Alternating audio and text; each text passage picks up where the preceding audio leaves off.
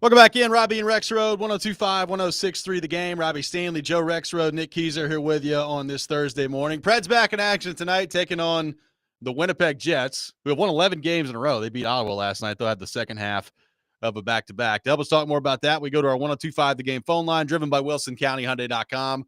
Welcome in Predators head coach Andrew Brunette. Andrew, good morning. How are you? Good morning, fellas. Doing good. Appreciate you taking time to be with us this morning. Andrew, it's the first time we've had you on the show since the Four Nations break. And I'm just curious for our listeners out there, what did you think of the Four Nations tournament? How big was that for the sport of hockey? Did you text like all your American friends when Connor McDavid scored and say, ha, take some of that? What was that like for you? No, I thought it was a wonderful expression of hockey, and the timing of it couldn't have been any better. Obviously, with the Arctic freeze of North America, everybody was in. It was in. The Super Bowl was over.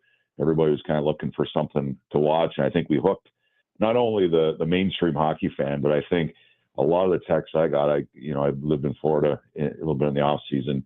A lot of the texts and a lot of the people reaching out were very casual or even non-hockey fans that were right into it. And to me, that's great growth for the game. And I think the great appreciation they had of the game and the emotion that the players put in, it was remarkable. And it made a great event, to throw those teams together and to play at the level they played at just shows you how great those players were. So I thought it was great. It was great for the game.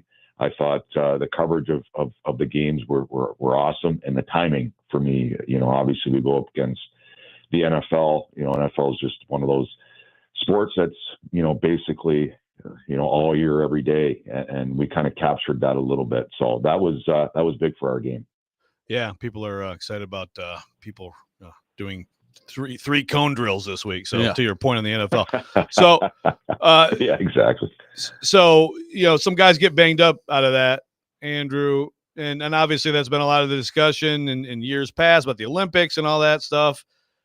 So there is, there's risk there. There teams can be hurt by things like this. But do you feel like everybody in this league's on the same page that best on best international is just the good for the game trumps everything else? I think so. Obviously, those events are always scared. With the Kachucks, and I don't think Brady played the last couple, and Matthew missed some time and might miss quite a bit of time. So Charlie McAvoy, and then you get the players that come back. We played Nate McKinnon last Saturday, and they got to do a back to back, and the motion and the energy put into where a lot of players get the off week, it's going to make it hard on our top guys. And as a coach or an organization, you're always fearful of the worst, especially heading down the stretch drive. And, a team like Boston is, kind of knocking on the door to get in the playoffs and lose your best defenseman. That makes it tough. But I think the bigger picture, it's not maybe in the coaching and the organizational, but I think for the game, I think we understand that. I think the players, the top players really wanted that. I think if you look at Connor McDavid and McKinnon, and they wanted best on best and said, they wanted to, they thrive in that competition, and they haven't had it for a while. And obviously we're gearing up for the Olympics next year. So I think we understand it. Of course, there's some repercussions that come along with it, but I think for the good of the game, for the growth of the game, especially here in the United States, I think it was awesome. And I think we understand that. So, Andrew, you said yesterday that Yossi kind of still being evaluated here. Is there any further update on that this morning? And kind of how do you view in the meantime where your defense is right now as you guys are trying to kind of get through what's been a lot of injuries here lately on the back end?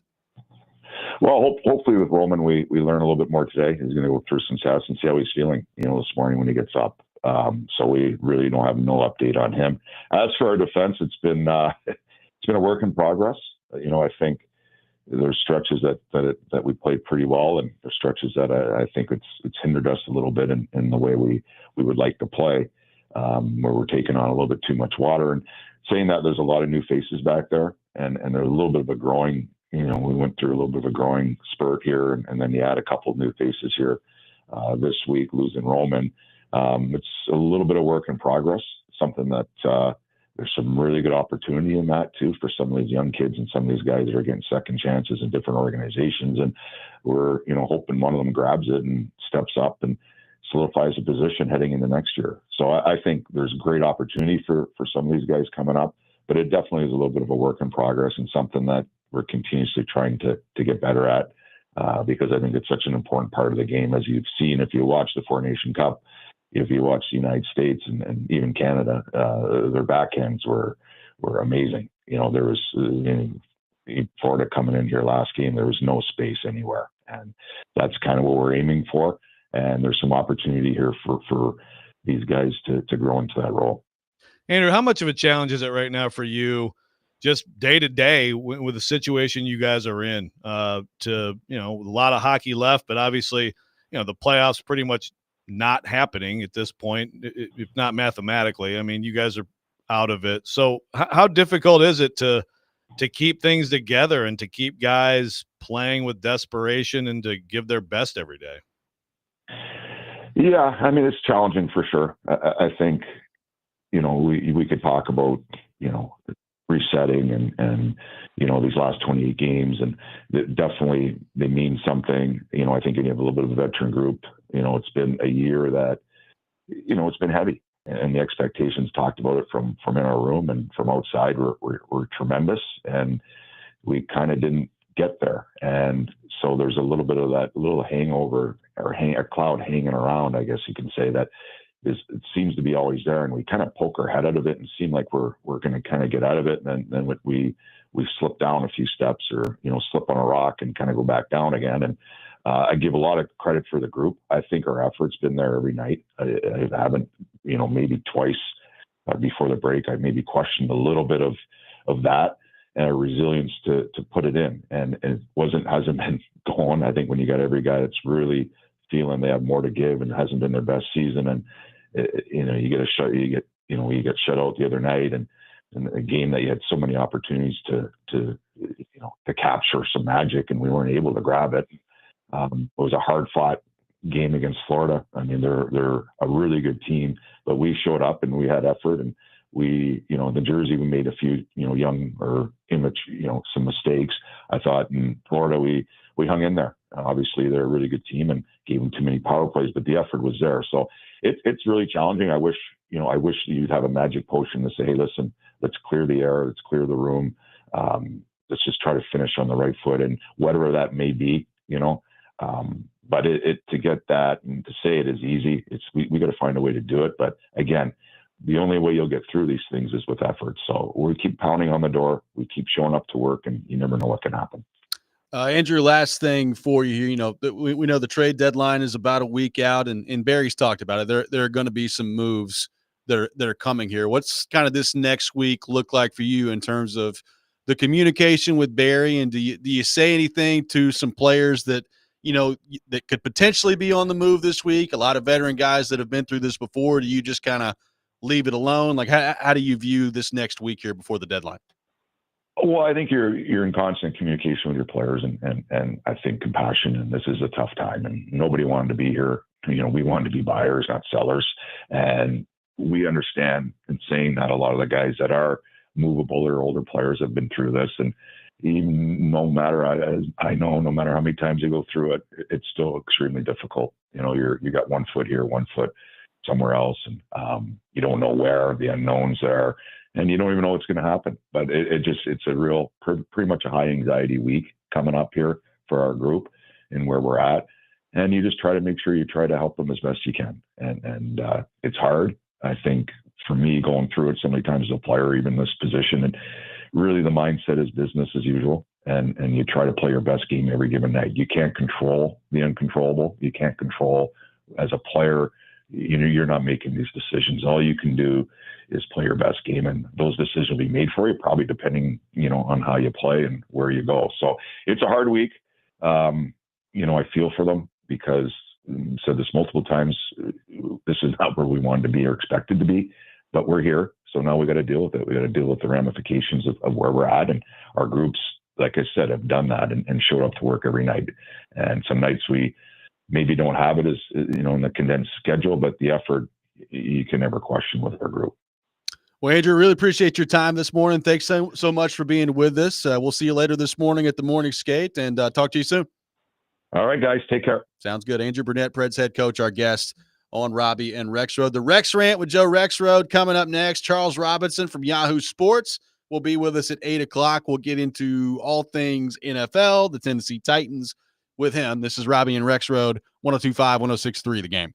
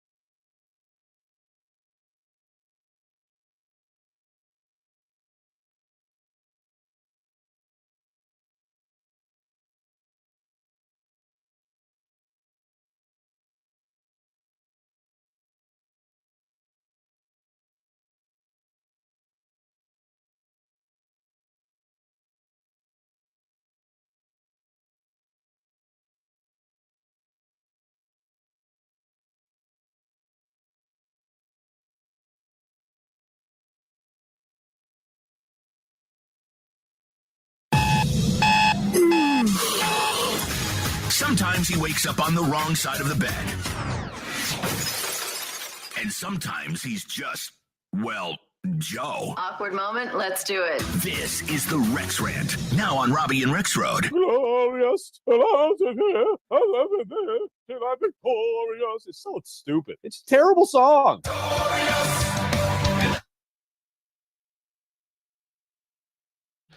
It is that time of the day.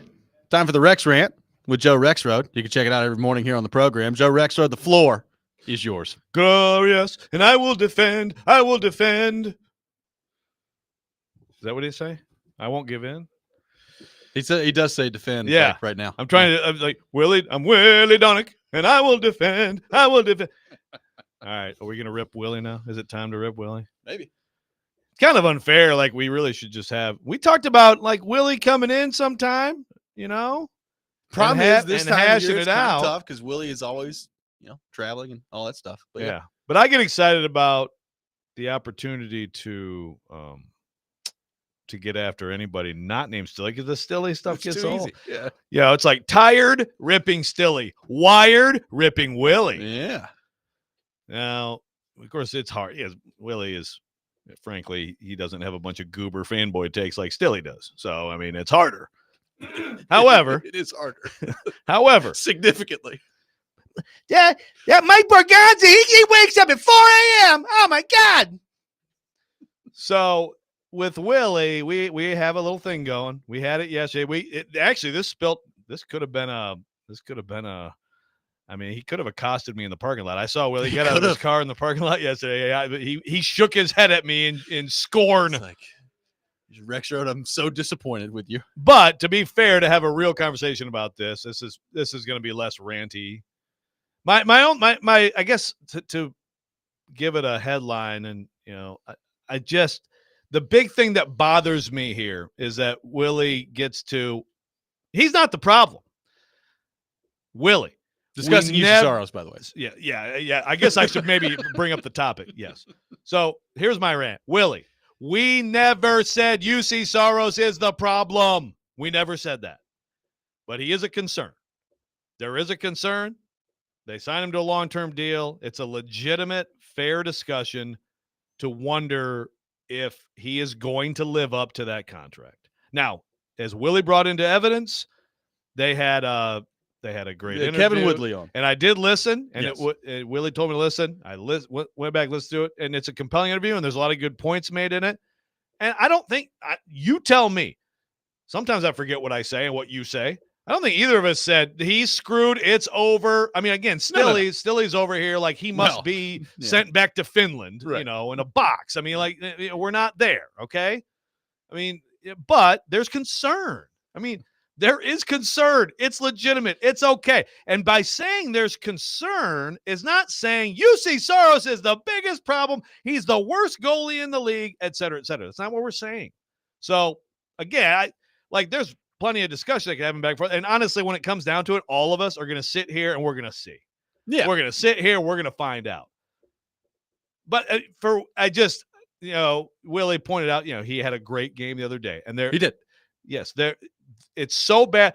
It gets interesting when you talk about things being so bad around him as they are.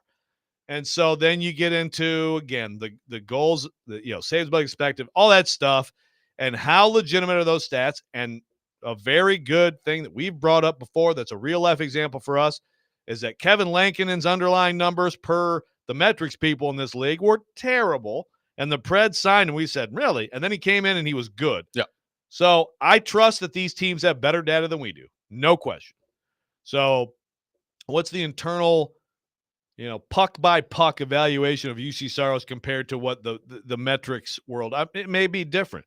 Also, if you've watched him play this year, you cannot in any good conscience say that he has not had a tough year and that there's concern, that there's not concern. Wait, you cannot say that there's not concern? Yes. Double negative. Thank you. Is that right? Yes. You know what I'm saying. I mean, there's concern. He's not the biggest problem. This team can't score a freaking goal to save its life. This team has an unbelievable amount of problems right now. Yes. But, it's just that's not – so some of these arguments get into these things where – and this is actually something Stilly does. He kind of losing an argument. And then it's like, It changes the framing of it. We're not saying he's the biggest problem at all. I'm concerned. And Yeah. and that interview was very good. It doesn't erase the concern. No. Like, look, will UC Saros's numbers, your traditional stats, like people are talking about save percentage on the text line right now. Will his save percentage, his goals against, the wins, losses, will that improve when the team gets better around him, particularly like defensively in front of him? Yeah. Like, would that improve if they could play a lick of defense in front of him right now? Sure, of course it would. Would, the wins, losses part of this improve if the Predators could score some goals while he's in net? Yeah. Like, I think they were at, I want to say, like 2.21 goals per game while he's starting. And that was before they hung up one the other night against Florida. So it's continuing to go down. Of course it would. The larger point is he's about to be 30 and the 8-year contract has not kicked in yet. And, Willie sent you and I a piece yesterday where the players have still kind of ranked him as a tier 1 goalie. Yeah. In that description, it talks about like a coach around the league looking at him and saying, I'm concerned about him moving forward into the contract with the size. Like the size, which we've talked when you're about. relying on athleticism later in your career, when that starts to go, what does it look like? Right now, is that a huge concern at age 29? Not necessarily. But he has had injuries too. Has had injuries. And look, the bottom line is, like, and I think even Willie would admit this, is there a lot going on right now that's a problem around him? Of course there is. Is he their biggest problem? No, he's not. Willie comes back with, like, he's still slightly above expected. It's like, well, they're paying him to be way above expected. Like, they're paying him to be the elite of the elite. And he has not been that in a couple of years. Yeah. And I think that you have to, and look, you may have a point, but I think you have to take some liberties with, because your team can't score, you press more or what, like, and you know what? I'm sure there are negative effects psychologically of being on such a bad team, but I mean, it's a concern. Gabe says, and I want to address this. Gabe in the text line says, you guys really think the TV voice of the Predators is going to say a bad thing about any player? He's on their payroll. He's told not to criticize any players. It's a worthless interview to talk to him. Okay. I will say this, Gabe. First of all, Willie has a talk show, so that he does a show here. Yeah, I mean, and he's doing play-by-play for the Preds. I don't think he sits there and rips them.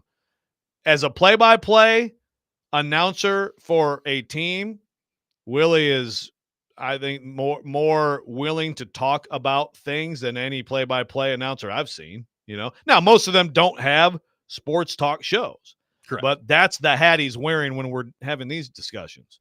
So, it's. I will say I listened to the the Colorado TV broadcast the other day. I was downstairs for the third period and like their broadcast was on.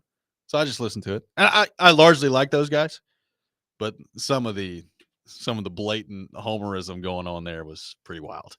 It's like they scored and they're like, those darn inboards here in Nashville again. The inboards have screwed the Avs again. It's like, oh boy, here we go.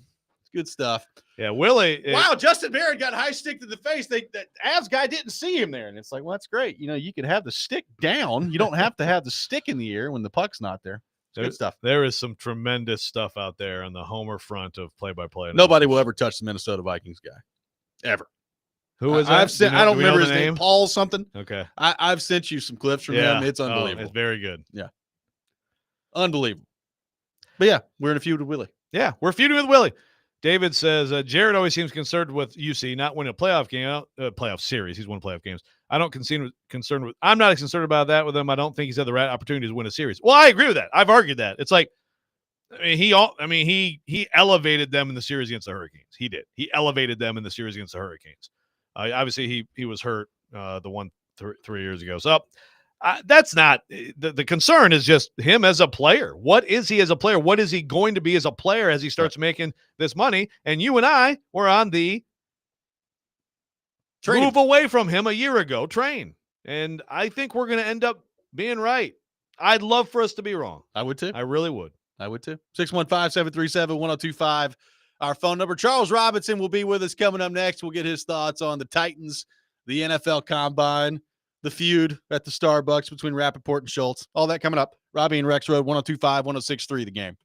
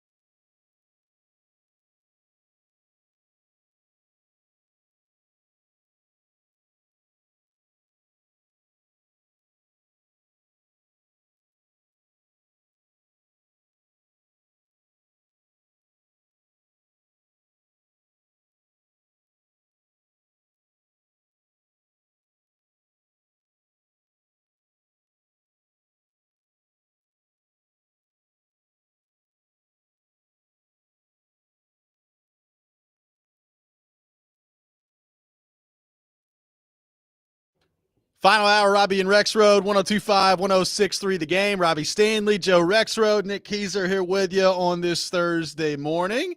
Take your thoughts on our phone and text lines driven by WilsonCountyHyundai.com. 615-737-1025 is our phone number. Robby and Rexrode brought to you by First Horizon. Big bank muscle, small bank hustle. Visit firsthorizon.com/get-it-all. Let's go to our phone line and welcome in our friend Charles Robinson from Yahoo Sports to the program. Charles, how we doing? What's going on?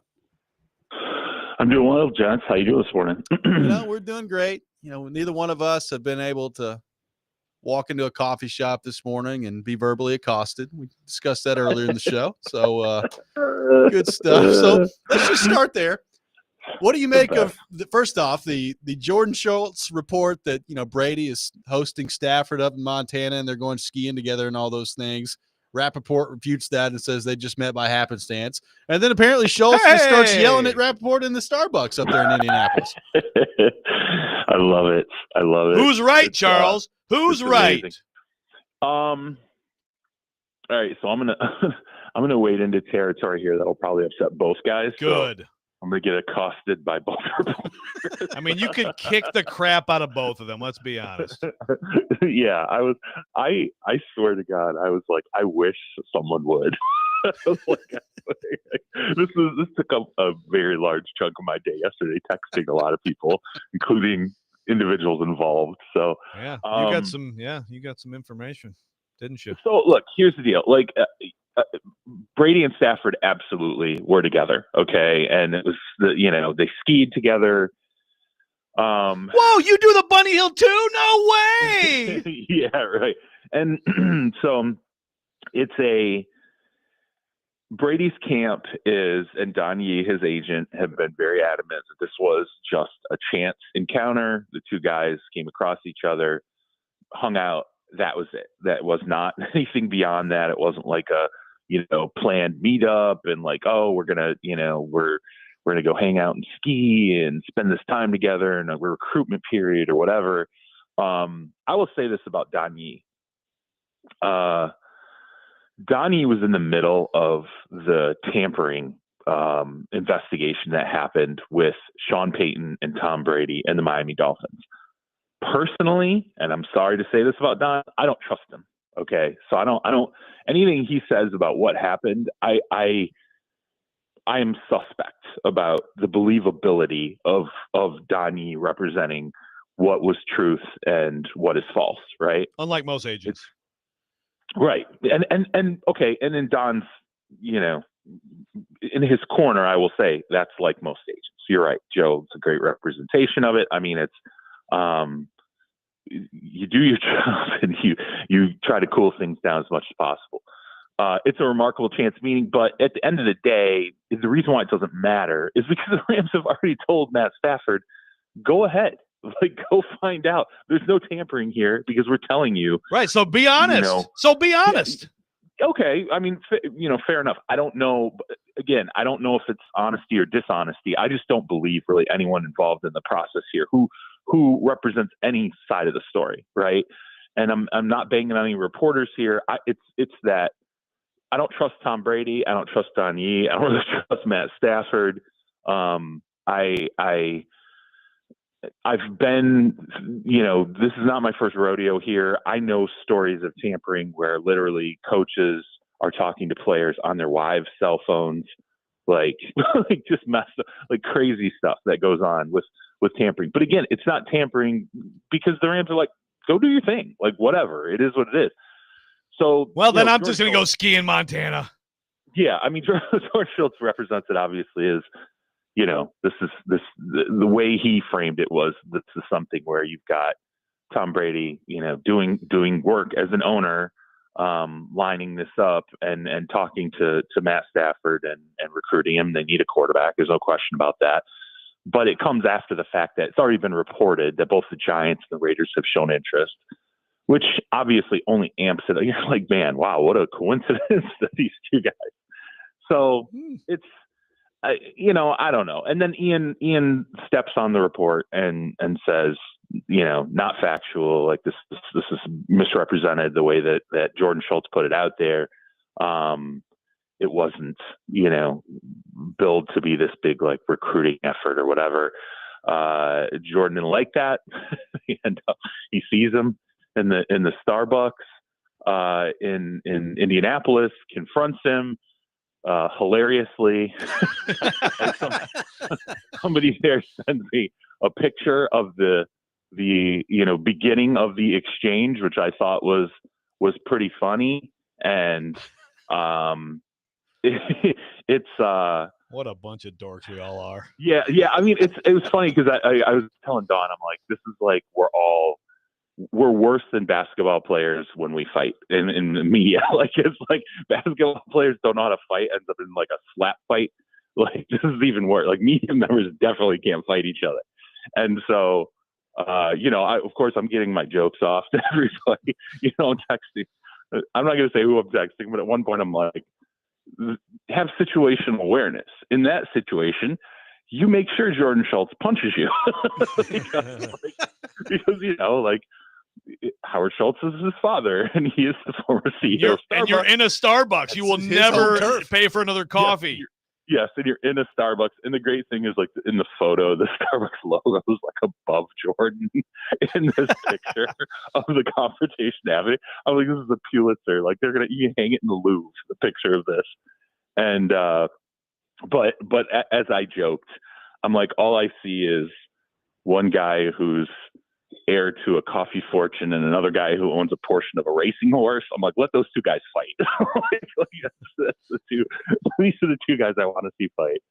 But it's I love the media beef. It's been a really long time since I've seen a media beef like this happen. I've seen agents get into it a couple of times over the 25 years that I've covered the combine. I've seen, late nights where you will see pretty close to fisticuffs. I've seen executives get into it. You and I saw some real interesting stuff late night in combine one year, but we won't get into that one. Yeah. Prior to cell phones, cell phone cameras existing, it was a bacchanal.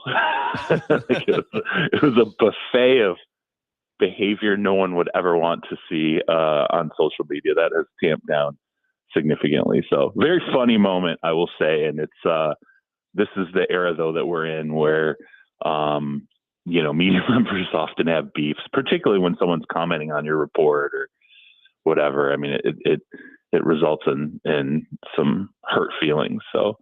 But I look with Stafford. I'll say this about Stafford. I guess let's get to the root cause of this whole thing. I think the Rams would love to keep him. There's no question about that. I think it's just really it reads like it reads easily the other way.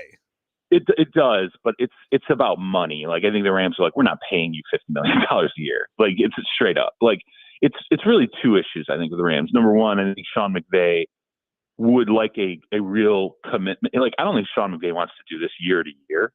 I think he thinks absolutely we can win games with Matt Stafford. Like, we saw how we performed in the playoffs. We were close to beating the Eagles. But he's like, I don't want to keep going to the table every offseason. I don't want to. Don't be cheap. Then pay him a reasonable salary. Yeah, I think where they are in their build, it's just a weird situation because they're not in a moment in their history with Les Snead as the general manager and Sean McVay the head coach. They're not in the, hey, we're all in like they were in the past. Right now, they're like, hey, we have a great young core here. We have a number of guys we want to extend.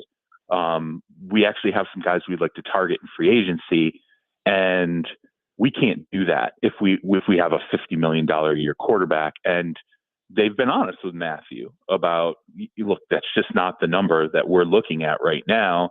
And Matthew, conversely, is sitting there saying, I don't have much longer here. Like, I might only have a year left, maybe 2 years left. I want to be, and I think there's 9 quarterbacks making over $50 million a year. And he's sitting there saying, me not being in that group is a joke. And he's right. I think at this stage, I do think he's a $50 million a year quarterback, but for how long? Maybe only a year. And so I think he's trying to get that last big bite of the apple. Is there a middle ground between those two? Yes, I think there potentially is. And I think that would be what would result in him returning back to the Rams. But I think the Rams are also looking at other options. They're looking at some of these young guys in the draft. and deciding whether or not it's just time to make the pivot and the move. And they're also wondering, what would someone give us for Stafford? So like the Giants, which I think is very real, the Giants know, leadership there knows, this is it. We got to win. If we go 7-10 this year, we're all fired. Everybody's fired, top to bottom. This idea of drafting a quarterback at 3 is not going to save us unless it's like a Jaden Daniels, and they don't see a Jaden Daniels in this draft. So I think the idea of the Giants trying to figure out, if we give up some draft compensation, could we bring Stafford in and turn this around on a dime? Maybe we can. That's our best effort here. They're not giving up the number 3 overall pick.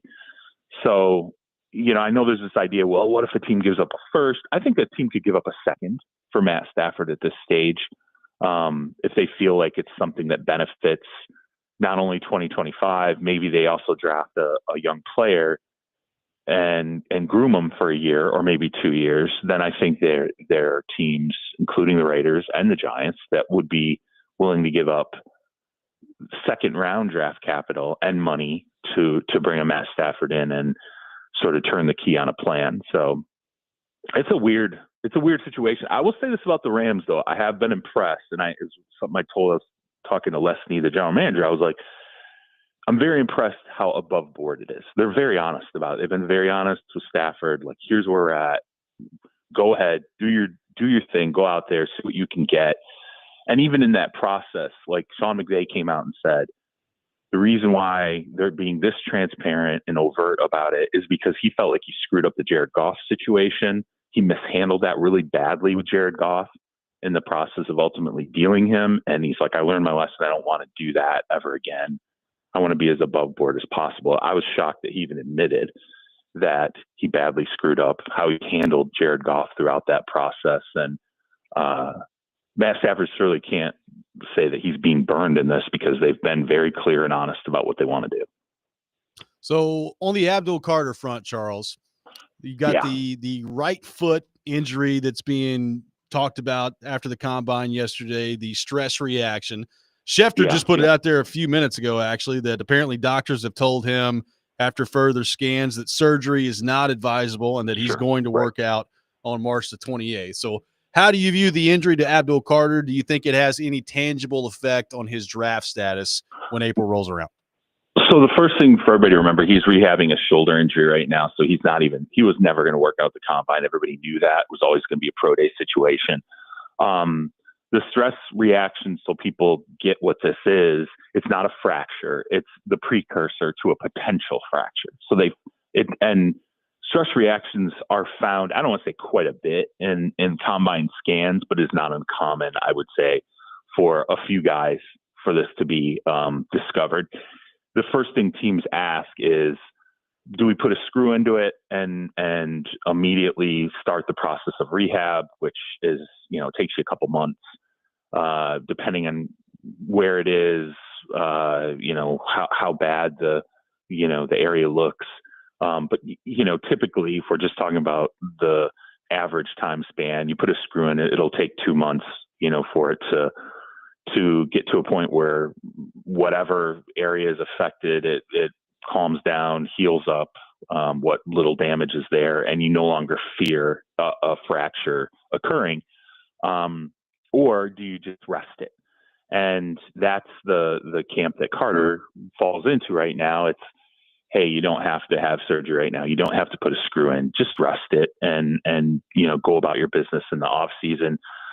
I don't think it'll ultimately affect his draft status, but the idea that it's just not concerning at all for teams, I don't think that's factual, because any big guys, offensive linemen, defensive linemen, players who heavily leverage below the waist, if there's a foot issue, teams take that very, very seriously, because that's often, if you want to talk about like the history of injuries, foot injuries are often the ones that either linger, crop up again, and then ultimately eventually end careers, if they are of the variety where it's chronic, where it's recurring, right?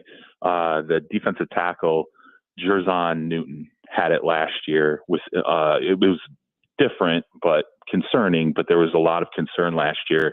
The kid out of Illinois, about him having like a chronic foot issue. He was potentially going to be a first-round pick. That didn't ultimately happen. The Commanders ended up drafting him, but he did slip. I don't think this is that kind of situation, but I don't want to say there's no concern there at all. I talked to a couple of teams about this late last night, and it sounded like what Ian ended up reporting was coming down the pipeline, where it's like he just needs some rest. He's not going to need any surgery right now, and he'll be ready to go. Which is I think that's the best case scenario, when you don't have to be invasive with a foot, and you can just let someone rest, and then they're good to go at their pro day. Really, so what the focus right now will be is, let's see the pro day now. Let's see where this goes. And I also think there's less alarm because teams weren't expecting him to work out anyway because of him rehabbing the shoulder injury. So it bears watching. I would say if you're a Titans fan and this is someone that you're staring at going, that's who we're going to select at number 1 overall, you're going to pay a lot of attention to the pro day and kind of where his workout process goes and his visit process goes from there. If there is if something goes wrong in this process, then I think that would affect his draft status and he potentially slips. If it does not and he works out the pro day without a hitch, he's going to be very much in play for the top pick in the draft. So I'm on team Travis Hunter is going to be an all-time great corner in the NFL. There are draft analysts and teams that look at him that way. There are some who look at him more as a receiver. Right now, if you took a general estimation of what you've heard more, or maybe even like strong opinions either way, are there like teams that are like, oh my God, hell no, he's not a receiver, or hell no, he's not a corner, or his value is, I hear some people say the value is that he can do both. I have a hard time buying that because of the way this league beats people up. But what's your overall sense for how people view him? Overall sense in terms of corner versus wideout, I feel like it's maybe 25% of the people you talk to feel like wideout is his future in the NFL. If they're just talking about, what does he do well? What are his comps? Some people think like physically, when you kind of look at what his makeup is and what they think, how he would test out if he ultimately were to test out the way Justin Jefferson did when he went through the draft, they actually comp him to a more raw Justin Jefferson, like not on Justin Jefferson's level, but he could potentially get there if that is his sole focus.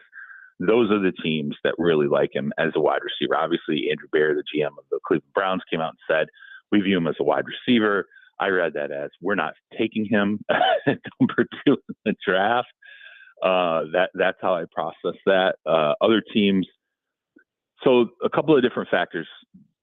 Teams will tell you if he's going to play 2 ways, and I feel like this is pretty consistent. It's, you really want him to be a full-time corner, part-time wideout. It's harder to do it the other way, being a full-time wideout and an occasional corner, just because of what the position really requires. What in terms of studying, work on game film, scheme, just the situation is not something where you lean into, oh, he's going to be a full-time wide receiver, and every once in a while we're going to throw him out there in the slot or over the top or wherever. No, teams, if they look at him as a 2-way guy, they're like, he's going to be a corner first.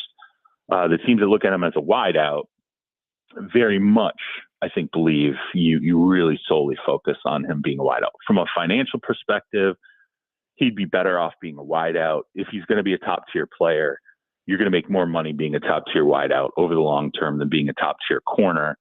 But when you talk to guys who just crush just the numbers, like the analytics, they will tell you corner, it's not even close. They're like, his data as a corner is immaculate. He's a fantastic corner, from whether it's man zone, his closing speed, his range, his instincts, all these different things. It really feels like they buy into this idea that he is an elite level corner right now, and that translates pretty quickly. As far as a wideout, the criticisms you hear is he doesn't run the greatest routes.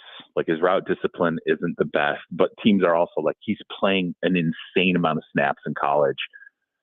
Certainly one aspect is going to suffer, and the one that he can play at a high level and stuff and not be as precise is wide out. He can get by on athleticism as a wide out far more than as a corner. You can't make mistakes as a corner and succeed. You can make mistakes as a wide receiver and still be a very impactful player. So very fun guy to watch. I do think some teams view him as a potential two-way player. We'll see. I mean, maybe early. I don't think that's something you do over the expanse of his career. At some point, he'll have to settle on it. And I would just say I fully expect whoever drafts him to draft him ultimately as a corner first. But there is that option that if it gets off to a rocky start or it's not what teams expect, you do have the back door of, all right, well, let's flip him to wide receiver. And we feel like we can develop him as an elite wide receiver. You're almost getting sort of you're getting an out with a prospect that you don't normally get. You don't draft guys going, hey, we could play him on either side of the ball. So he's special enough that he gives you an out that if for some reason you don't like what you're seeing, where you start him and how you start him, you always have the option to move him in a different direction. Charles, great stuff, man. Keep your head on a swivel. If you walk in any coffee shops today, you never know what might happen. And we'll talk to you next week. What's your real quick? What's your biggest media beat? You ever getting into something? You know, I mean, if you push Rappaport, you knock him half a block. No, I mean, are we just talking media members or players? Because I mean, players obviously there's been some pretty bad ones. No, I'm talking media members. Media members only. Have you ever tried to did you ever put a little kick me sign on Mitch Albom's back or something? I mean, you always take shots at him. Yeah, I've never gotten in the face of any media. I will say, you and I going back to one story where to this day I still think about it. We go to cover. I'm senior in college. We're covering Michigan State football. You were there for this. And we go to Northwestern to cover Northwestern, obviously suburb Evanston. Oh, suburb God. Chicago. Yes. This is great. So the guy I'm working with, it's me and another guy, right? And the other guy who's on the beat was interesting. Don't name him. I'm not going to name him. Of course I'm not going to name him. You screamed at him. So we go to Northwestern, but we take different cars, right? We're like, all right, we split the traveling group into two. I get to the stadium on time. I'm there. I'm diligent, prepared to do my work. This dude and the individuals that were with him don't show. They don't show. It's late. We get to a point where it's like kickoff. They're kicking the ball off. This dude is not there. He rolls in. He's wearing an autographed NASCAR T-shirt in a press box. It looks like it's never been washed, probably because it's autographed. And I'm like, why are you late? Where have you been? Oh, we got lost, this, that, and the other, like all these different excuses. And as we're sitting there, he picks up a Burger King cup and proceeds to sip from it. And I go, and as Joe said, I screamed at him. I started screaming at him in the press box because I'm like, if you were late, why you had time to stop at Burger King for breakfast on your way over here? And really, it was mostly probably about the NASCAR shirt and just everything else. So yeah, I flipped out on this guy in the Northwestern. I was press there. box. I flipped out. And Joe, I'm sorry I brought it up. I would have liked to have seen it. Charles, we'll talk to you next week. All right, take care, fellas. All right, Charles Robinson. Hey, just got to keep your head on a swivel out there. We'll react to what Charles had to say coming up next. This is Robby and Rexrode, 102.5, 106.3 The Game.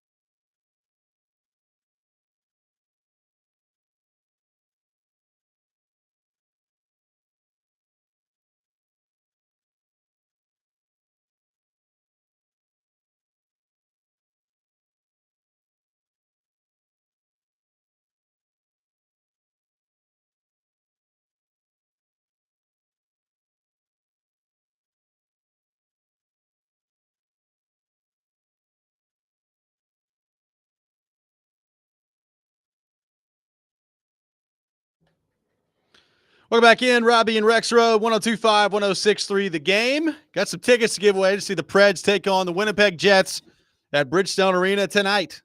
Puck drop at 7 o'clock. Be the third caller, 615-737-1025. You win a pair of tickets to see the Preds take on the Winnipeg Jets tonight. Check out Nashville's best deal this week. It's from Barrio Burrito Bar in Murfreesboro. At Barrio Burrito Bar, every bite a celebration of fresh ingredients, vibrant spices, and bold flavors dancing on your taste buds like a fiesta in your mouth, Joe.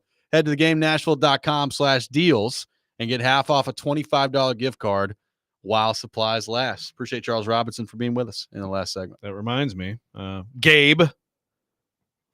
No more reading Gabe's texts. That's what I tell you what, man. It's someday Big Joe's gonna have his comeuppance. But great piece on Big Joe in Williamson County Living. Yes. And a lovely picture of Chase and Big Joe.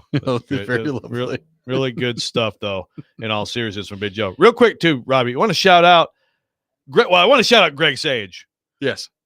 An absolute, that guy works his butt off. But Belmont, Casey Alexander, 15 straight 20-win seasons. Gonzaga, Oregon, the only other programs that can say that right now. That's pretty good. That's pretty darn good. No doubt about that. What did you make of Charles's thoughts on Abdul Carter and the injury? We talked about the injury specifically earlier in the show. A stress reaction, which, as Charles laid out, is not a stress fracture, but maybe the precursor to a stress fracture. Information coming out about 30 minutes ago that Schefter put out there that apparently no surgery is going to be required for Abdul Carter. It's not advisable. He's planning to work out at his pro day on March the 28th. Yeah, and then Charles laid out the case to have the surgery is you get the screw in there and then you're done with it. But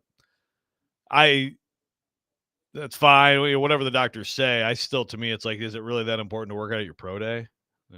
I mean, it's great. People will want to go see you, but the film is what it is. And I also understand the foot concern with bigger people, as Charles said. We talked earlier in the show.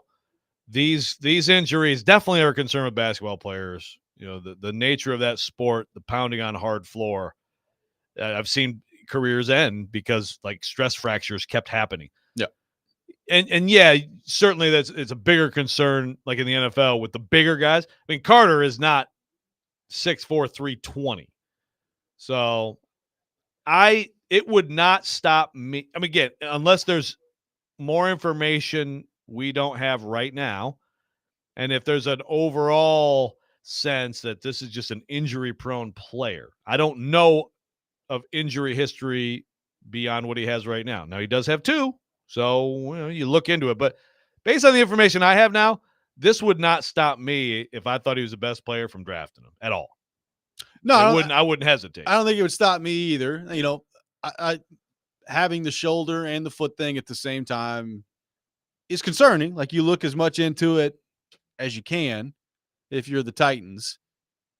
Is this going to be something that's recurring? I think is what you have to get to the bottom of. Is he just going to be on the verge of a stress fracture his entire career? If he does get a stress fracture in his foot one time, how often is that going to happen moving forward? That's part of this.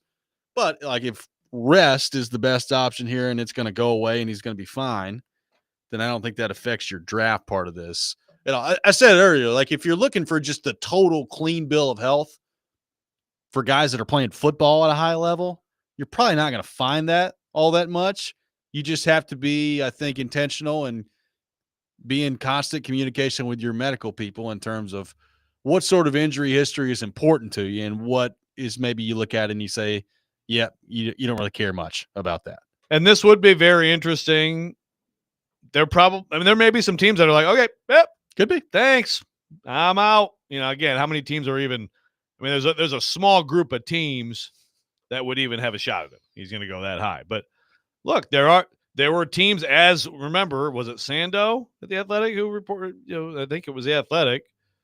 We reported that after Farley was drafted, that some teams were just like, totally off the board. Absolutely, get him out of my board. Yeah. Now that is so different from this, but maybe there are some teams that are so never injury teams that they would be out on him now. What's funny? What did Gabe text? It's not Gabe. It's just Okay. one texter says Joe downplaying a foot injury a day after telling us he downplayed his daughter's injury is quite something. He'll be fine. Don't worry about it. Rub a little dirt on that thing, okay? In my day, hey, this is because in JV football at Prince George High School, I got concussed, and they were like, "Hey, it's a little smelly. Get back out there, bull in the ring." Okay, so this is what we dealt with in my generation, and all of you soft Gen Zers need to suck it up. How about that? A lot of players. That is funny though. A lot of people can continue to be very concerned about Abdul Carter's Yeah. injury on the draft. I got a lot of Titans fans are like, "Yeah, no thanks. Just we don't want anyone hurt." Well, look, for Titans fans, it is kind of more understandable, right? I mean, like They've been down that road. Yeah, you've had the history. This thing on its face, on its own, with the injury, if the information we have now, yeah, no, it's not stopping me. Now, again, I'm drafting Travis Hunter anyway over Abdul Carter, but that's totally separate from the injury. I will say when Charles started his spiel on Hunter, and he began with, some teams kind of view him like Justin Jefferson. And I was like, really? Well, if that's what he is, then draft him as a wide receiver. I know. I was about to switch teams there. 615-737-1025, our phone number. Preds Pick to Click.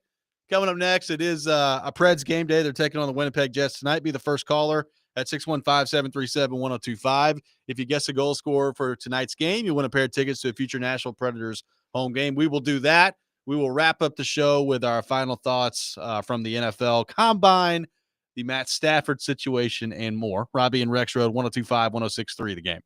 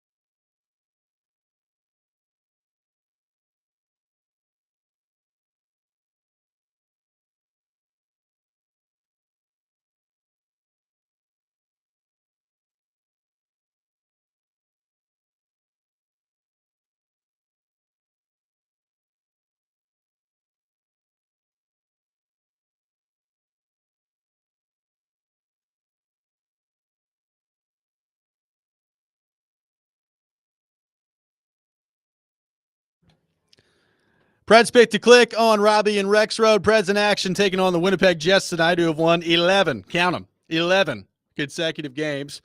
No change in the standings last time out in our competition. Rexrode in first place with 11 correct answers. The listeners have 8. I have 7.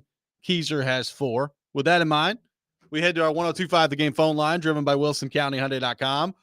We'll get Stephanie to the program. Stephanie, good morning. Thanks for calling in. Who is your pick to click tonight for the Nashville Predators? I'm going to say Luke Evangelista, or as we like to call him, Haircut. Oh, I like it. I like it. Very nicely done. Appreciate you calling in.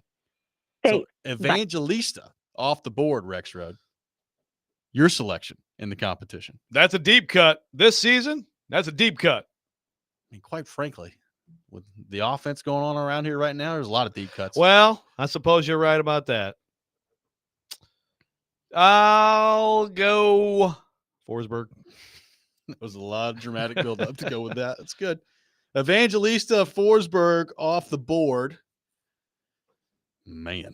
You know what? I'll go Colton Sissons. Give me Colton Sissons, the selection. I think it's appropriate that we start doing some stuff like this. Well, yeah. I mean, it's time for you to go with UC Saros. Evangelista Forsberg, Sissons off the board. Keyser, your pick to click. Well, the Predskin would definitely pick Saros every time he touches the puck. But I'll go with Jonathan Marchessault. I'm not going to do any deep cuts, guys. All right, going with Marchessault. Evangelista Forsberg, Sissons, Marchessault, the selection in Preds pick to click. We'll see if the Preds can slow down the Winnipeg Jets tonight and stop the 11-game winning streak. Or if you're a Predators fan listening, rooting for the draft, you're saying, hey, Winnipeg, 12 in a row. We'll see how it goes. Like, hey, the team can actually play kind of well, and you can like some of what you're seeing, and you still lose. Could be happening. When you play a team like that, that's a feasible outcome, right? It is a feasible outcome. Now, they did. They were in Ottawa last night.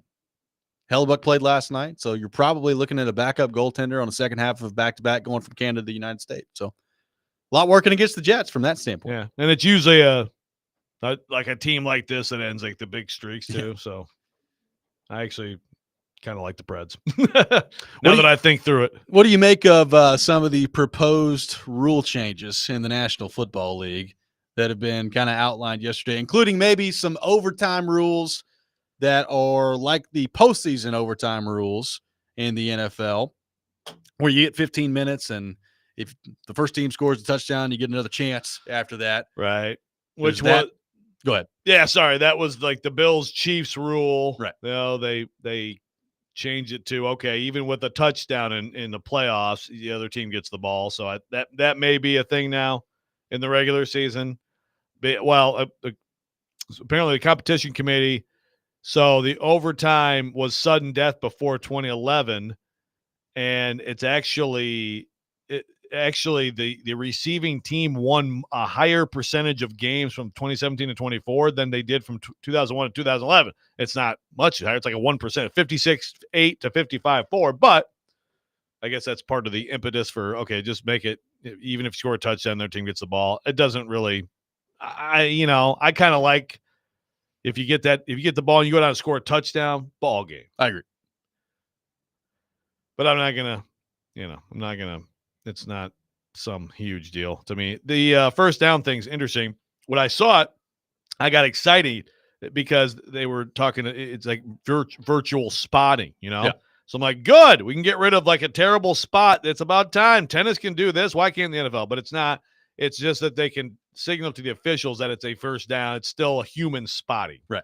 So again, not really moving the needle too much. Yeah. Eventually, I think we're going to get into the either the chip in the ball or some sort of technology that allows it. Roger Goodell spoke about that earlier in the Super Bowl, I believe, when they were talking about technology they're working on to do that. It's like, well, tennis can do it. He did point out the challenges of the oblong ball. Yeah. That you have to oblong ball and, like where, yeah. I mean, there are challenges for sure. It's difficult, but I feel like there's got to be a way to figure that out, right? If we could get rid of a terrible spot to screw a team over, that'd be a good thing to get rid of. That'd be nice. Matthew asking if we think we'll see any big names for the Preds move before next Friday's deadline. Big names, I would say no. I think Nyquist will probably be moved. I would not be surprised if McCarron got moved. I would not be surprised if Shen got moved.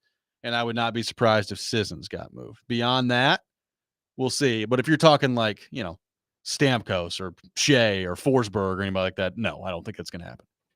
I mean, Nyquist to me is like he's got enough skill and recently enough produced enough that someone out there is going to be like, yes, let's rent Gus Nyquist. I guess the one big name that you could consider, like, does somebody just blow Barry Trotz away with an offer for Ryan O'Reilly?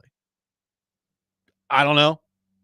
And like, how much would they have to blow him away for him to be like, yep, okay, I'll trade it? I don't know what the answer to that is. My guess is Ryan O'Reilly probably will be a member of the Nashville Predators when the trade deadline comes and goes. That's just my guess. He'll blame himself for not being traded. Yeah, he will. Never seen anything quite like it in a post-game press conference setting. It's like, I will put every ounce of blame possible on me. Every time. A year like this, I respect boy, a lot of opportunities. Yeah. Unfortunately. He's had a lot of opportunities. I've just been terrible from start to finish. Thank you, Ryan. All righty. Good stuff. That does it for us today. We'll be back to see if the Predators tomorrow have ended the Jets winning streak. We'll see what other news happens today at the NFL Combine. We'll see if there's any media fights. It's newsy. It could happen. Could happen. Stilly, I think, will be with us tomorrow. We'll see if he shows up. Jason Big Joe coming up next. You're listening to 102.5, 106.3 The Game. Don't stay out till 2 a.m., Stilly.